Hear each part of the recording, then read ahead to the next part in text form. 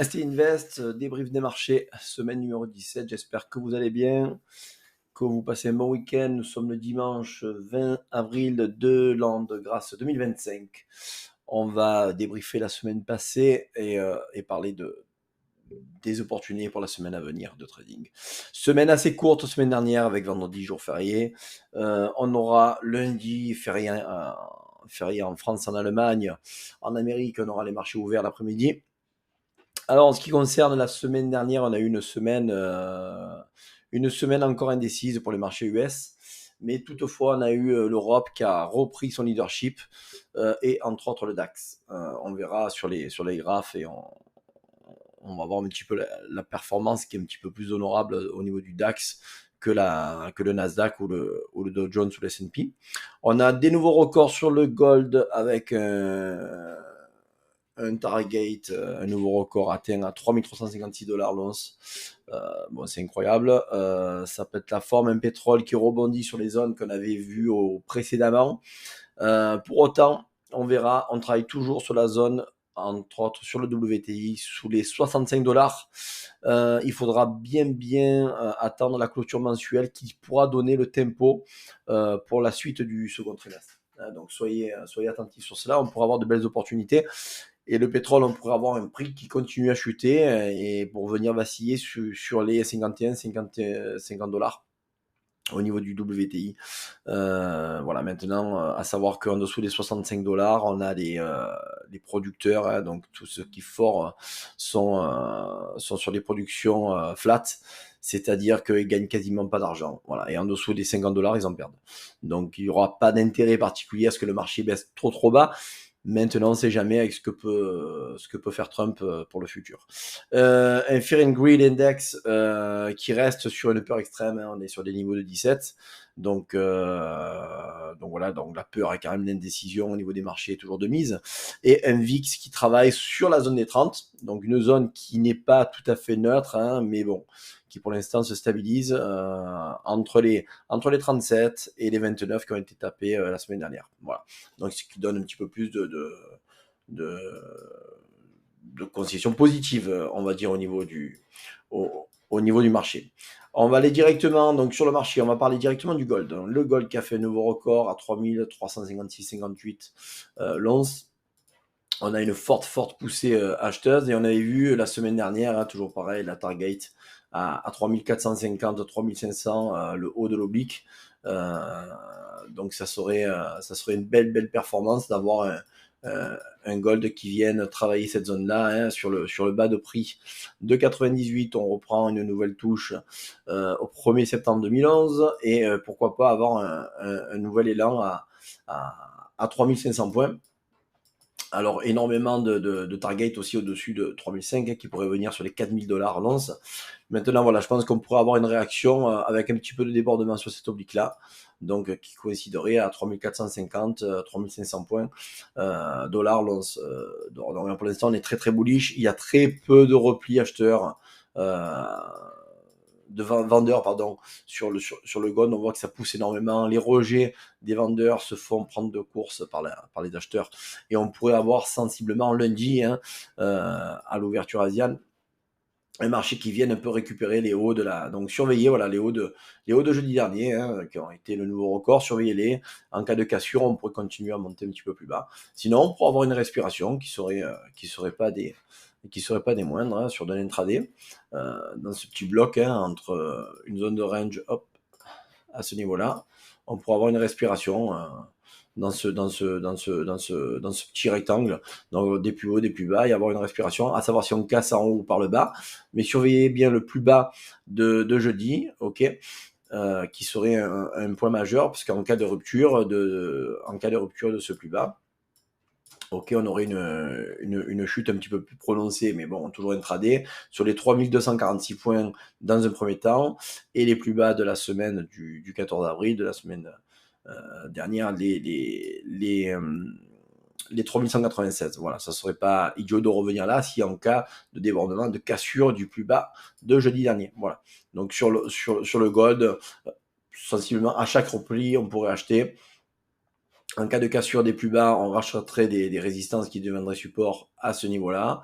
ok, et pour venir reprendre de la liquidité et venir refaire un pump sur le gold. Voilà, donc soyez attentifs, hein. On va pas anticiper les breakouts, que ça soit à la hausse ou à la baisse, mais il y a encore de quoi s'amuser dessus. On est très très bullish, que ce soit en 4 heures, en daily, en monthly, voilà. Mais maintenant, voilà, pourquoi avoir un repli sur l'oblique? Deux petites raisons, parce qu'on est suracheté sur du monthly, on est sur le RSI, on est à 85, 82, et en venant ici, on pourra commencer à avoir une divergence au niveau du RSI et le haut du graphique, ce qui donnerait un petit peu plus de respiration au gold. Voilà. Maintenant, c'est sûr qu'il vaut mieux acheter le gold sur des replis que de le vendre à l'aveuglette. Ok, pas de vente à découvert sur le gold, c'est interdit. Au niveau des indices, ce que je vous disais tout à l'heure dans le petit commentaire, c'est que l'on a un DAX qui performe pas mal et on voit qu'on travaille toujours ce mercredi 9 avril où Trump a annoncé, on va dire, la mise en pause des droits de douane, ce qui avait donné un élan haussier dans une journée complète, on va le voir, voilà, une belle englobante très très haussière, sans pour autant donner un sens très très haussier au marché.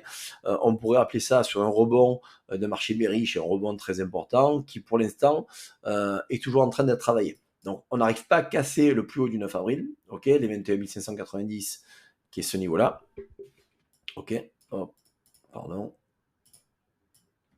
Voilà, ce niveau-là, ça n'a toujours pas été cassé. On voit qu'on a du rejet. Maintenant, ça peut nous servir de zone de résistance en cas de prix qui viendrait titiller le haut du mercredi 9 avril, donc toujours le plus haut de la semaine, et maintenant il y a 2 semaines en arrière, servirait de rebond pour pouvoir un petit peu respirer. En cas de cassure, bien prononcé, hein, parce qu'on pourra avoir un prix qui vienne ici, titiller une première fois, une deuxième fois, et la troisième fois, hop, on casse et on vient en break plus haut.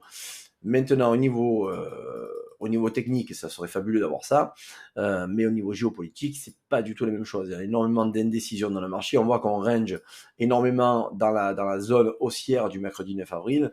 On n'a pas de cassure des plus bas. Donc là, pour l'instant, on a une petite théorie de dos qui est en train de se faire apparaître.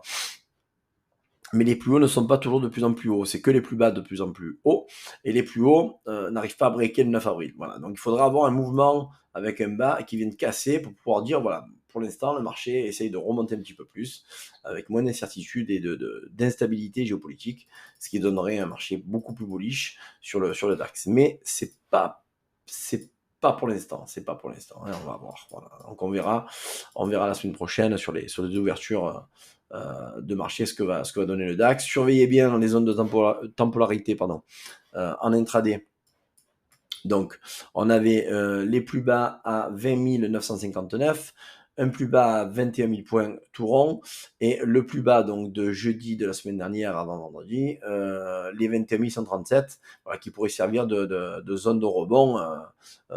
Et en cas de cassure, n'oubliez pas qu'on vient de chercher la liquidité beaucoup plus bas.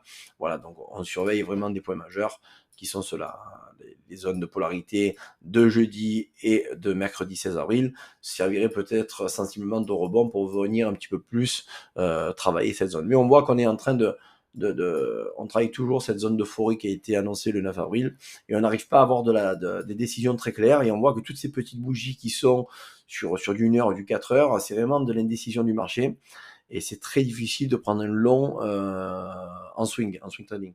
Donc bon, voilà pour l'instant. On garde nos zones de polarité et on essaye d'être concentré sur vraiment les plus hauts et les plus bas en cas de cassure. Parce qu'on voit qu'on casse, on va dire, sur les structures intérieures, on casse, mais on réintègre très rapidement et on travaille des zones un petit peu plus basses. Voilà, donc là, c'est pas la folie furieuse sur les indices. Hein. Ok, donc le DAX surveille bien ces zones-là. Au niveau du Nasdaq, on a un Nasdaq qui est un petit peu plus, on va dire, résilient que le DAX, avec beaucoup plus de baisse. Et on voit qu'on a sur les derniers jours de la semaine dernière un Nasdaq qui est un petit peu plus baissier que le DAX. Donc le DAX reprend un petit peu son leadership qu'il avait auparavant. Mais le Nasdaq, voilà, on voit qu'on a un petit fanion là, un petit triangle baissier de compression qui est en train de se dessiner, qui est ici. Ok. Voilà. Donc on a ce triangle-là dans la zone d'euphorie de mercredi 9 avril. Est-ce que le prix va continuer à baisser pour venir récupérer la totalité de la hausse du 9 avril, ou est-ce que le prix va continuer, va essayer de poursuivre enfin de poursuivre oui, de la hausse du 9 avril, voilà, pour casser. Ouais, mais surtout sur la hausse, on est en zone de polarité, donc sur des résistances à 19 260 points. Sur les zones de support, ça sera les plus bas de la semaine dernière, qui sont les 17 969. Un peu plus bas, on a les 17 782. Voilà, donc des zones clés à surveiller. En cas de cassure, on pourra avoir un prix qui vienne un petit peu plus shorter le marché pour venir récupérer peut-être, voilà, ce que je vous disais. Par contre, ce qui est de très intéressant, c'est qu'en cas de cassure de ces niveaux-là, pourquoi pas avoir un travail dans un hors bloc, un OB ici, donc un ordre bloc, qui pourrait donner un petit peu plus de cohérence pour avoir un prix qui vienne travailler cette zone-là, ok, et venir repartir à la hausse, pour donner beaucoup plus d'élan et casser le plus haut de mercredi. Voilà. Mais bon, là, quoi qu'il en soit, on voit qu'en daily, on travaille toujours en dessous du RSI. En hebdomadaire, on est toujours en dessous du RSI. Et qu'on voit que les clôtures qu'on a eues auparavant, hein, en hebdomadaire, on voit qu'on est vraiment dans une tendance toujours baissière. On n'a pas de grosses clôtures hebdomadaires englobantes qui permettraient de dire, voilà, le marché a décidé de repartir à la hausse. Voilà, donc c'est que des positions intraday assez courtes. C'est pas le kiff, c'est sûr, mais bon. Et la clôture mensuelle, attendez-la bien, parce qu'on pourrait avoir, voilà, donc là pour l'instant on est en train de revenir plonger au niveau du RSI 50%, du Nasdaq, mais on pourrait revenir un petit peu plus bas. Et si on vient de travailler des zones de polarité en dessous des 50%, ça serait un Nasdaq qui continue à s'effondrer un petit peu plus. Voilà, après c'est pas des certitudes, hein, c'est juste des prévisions, on va dire, météorologiques. Mais bon, pourquoi pas. Donc là, la clôture mensuelle donnera un petit peu le ton au niveau du marché. Voilà, parce que là, pour l'instant, on est en train de faire respirer le marché à la baisse, comme on a pu avoir en 2022, où le marché a respiré pour repartir à la hausse et recréer des plus hauts. Voilà, mais bon, avant d'avoir un marché qui reparte à la hausse, il faut avoir la conciliance au moins d'avoir une belle bougie haussière mensuelle qui permettrait de dire, bon voilà, ça y est, le marché a peut-être décidé de repartir à la hausse. Voilà. Mais surveillez bien ces niveaux majeurs en intraday, hein. Donc la zone haute serait les 19 257 et la zone basse des semaines qui sont passées, les 17 930 points, ok, qui coïncide aussi avec le plus bas de septembre. Donc c'est pas pour rien que le prix vient de travailler ici, on le voit, hein, on a eu à plusieurs fois un travail qui a été fait dans cette zone-là, la cassure, et là on essaye d'y venir, donc on pourra avoir un rebond dans ce niveau-là. Ok. On va aller voir l'US 30 qui fait un petit peu le même son. Lui, la différence, c'est qu'il est venu quand même, on va voir ça, il est venu quand même retitiller un petit peu le haut du 9 avril. Et on voit très bien, hein, un prix qui a été shorté sur la résistance, qui n'a jamais été cassé. Donc, il fallait surtout pas anticiper un breakout à la hausse. Et on voit qu'on a un prix qui, fin de semaine dernière, continuait un petit peu à retracer à la chute. Et on va surveiller. Donc le plus bas de la semaine dernière, ça va être les 39 067 points, 60 points à surveiller. Et de la semaine du 9 avril, ça va être les 38 406 points. En cas de cassure, on viendrait pareil chercher ce bloc de contrat qu'on a ici. On a eu un double bottom qui a bien été travaillé avec l'impulsion vu de l'annonce de Trump. Donc pourquoi pas venir retravailler cette zone-là, hop, pour repartir à la hausse. Ok, donc surveillez bien ça sur le DJ30. Ça sera pas mal de voir un petit peu ce que le marché va donner. Au niveau du 440, on a un petit peu l'effervescence comme le DAX. Il a fini un petit peu plus à la hausse que ses homologues américains, mais bon, toutefois, les zones de polarité à surveiller vont être les zones hautes de la semaine dernière qui sont ici à ce niveau-là, hop, les 7346. On voit qu'on a été rejeté à plusieurs fois. En cas d'une quatrième, on va dire tentative, on pourrait casser et venir récupérer les plus hauts de mercredi à 7485, qui serait pas des moindres. Et en cas de cassure de ce gros bloc, de cette belle résistance, on pourrait aller un petit peu plus haut. Mais il faut savoir que, toujours pareil, la clôture mensuelle du mois d'avril va être j'ai envie de dire capital. Ok, donc si on a une clôture très très baissière, on pourrait avoir un marché, pardon, qui vienne encore récupérer des plus bas. Voilà, donc bon, il y a pas le feu au lac. On a un canal haussier qui après, bon, le Covid avait été transpercé, mais qui voit où on voit quand même pas mal de touchettes. On pourrait avoir en fait euh, à ce niveau-là, donc sur le bas de canal qui a été travaillé à plusieurs fois, venir avoir un prix qui revienne dans la zone des 612 points. Ça serait pas impossible avant de repartir à la hausse, ok, au niveau du 440. Voilà, ça serait pas impossible. On va se faire un tour sur les... qu'est-ce qu'on va les voir? Ouais, le WTI, il est là mon copain. Allez, c'est good. WTI, on avait vu, ok, on avait vu une belle zone de travail. J'ai publié sur le WTI il y a une dizaine de jours. 6K sur les 65 que j'ai depuis pas mal de temps, on a une belle chute. Là, pour l'instant, on a une très très grosse chute qui a été prononcée à partir du mercredi 2 avril et qui a continué le jeudi 3 avril. Et on voit qu'on a touché des zones quand même très très importantes sur les 57 dollars. On a débordé à 54 dollars. L'idée, c'était quoi? C'était d'avoir un WTI qui vienne sur les 51,50 pour avoir une belle impulsion haussière. Voilà. Maintenant, voilà. Attendez, toujours pareil, la clôture mensuelle, parce que là, si on clôture en dessous des 65, on pourra avoir un WTI qui continue à se faire shorter pour aller peut-être encore plus bas que les 51 dollars. Mais là, il faut savoir que dans cette zone-là, les producteurs de pétrole ne gagnent plus du tout d'argent, ils en perdent, donc je vois pas l'intérêt de produire du pétrole. Il y a ce que le prix vienne là. Donc eux, pour une facilité de bénéfices, on pourrait dire qu'il faudrait qu'ils continuent cet élan haussier qu'on a eu en rebond à partir de l'annonce de Trump du 9 avril pour venir récupérer les 65 dollars en rebond et casser et venir après au plus haut et en target les 76-80 dollars.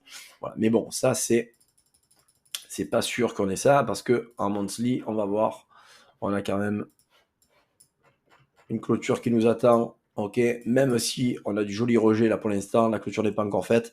Si on a une clôture mensuelle au-dessus des 65-67 dollars, ça pourrait avoir un prix qui vienne un petit peu plus haut et récupérer un petit peu plus à la hausse. Voilà.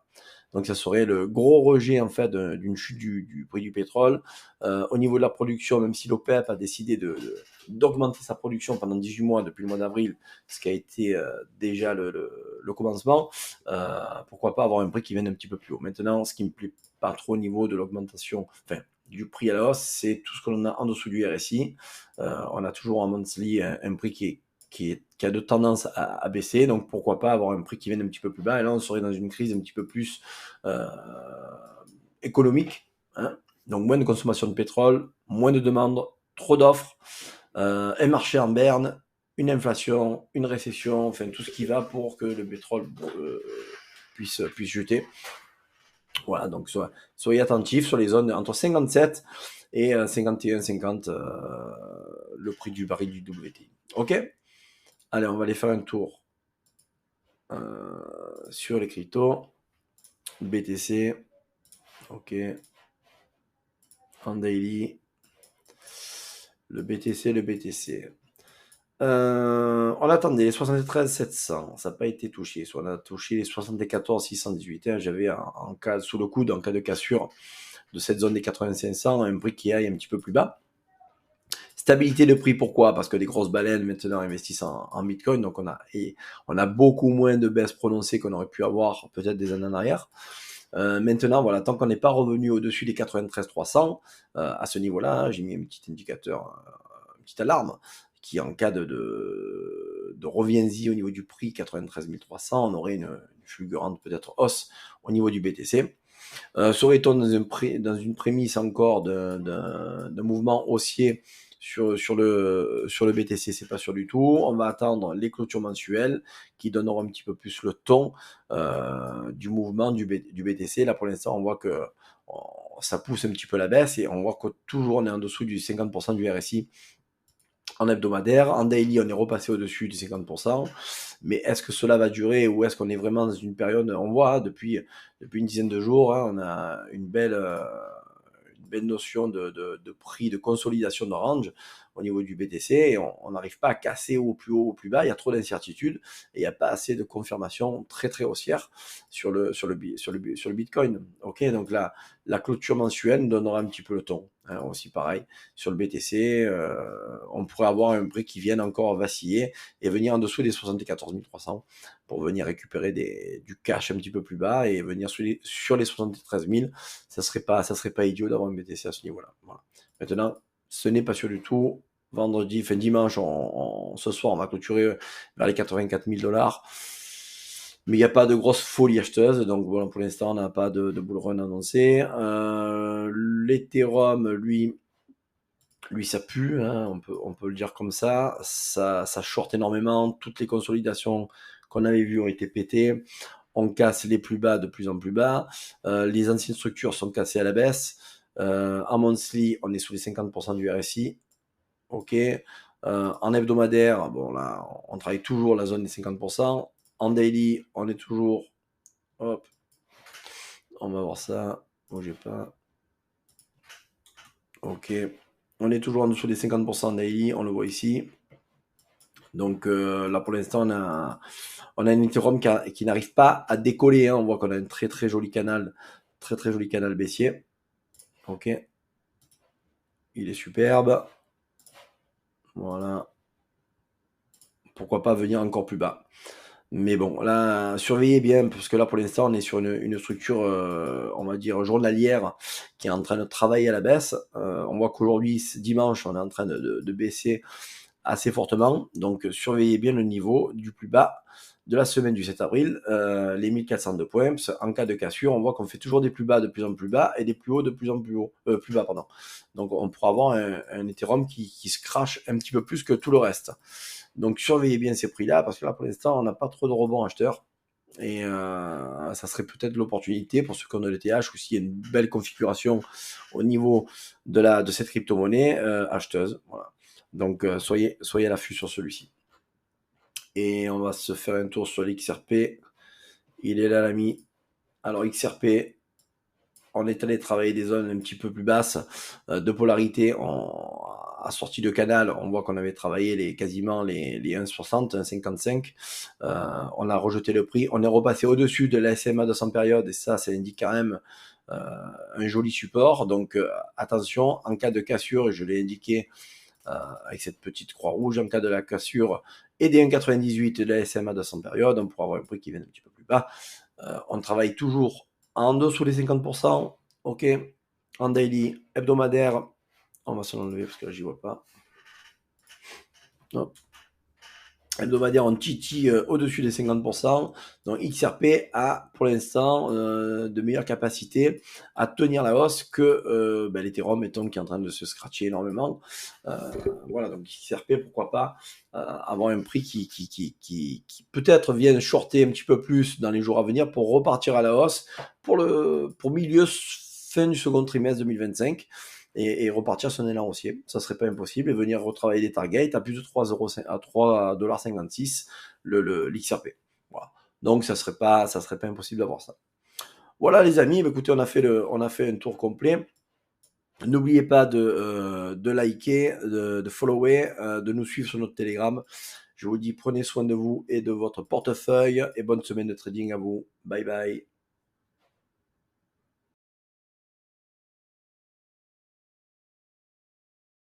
Une recommandation d'achat, de vente ou de conservation d'instruments financiers.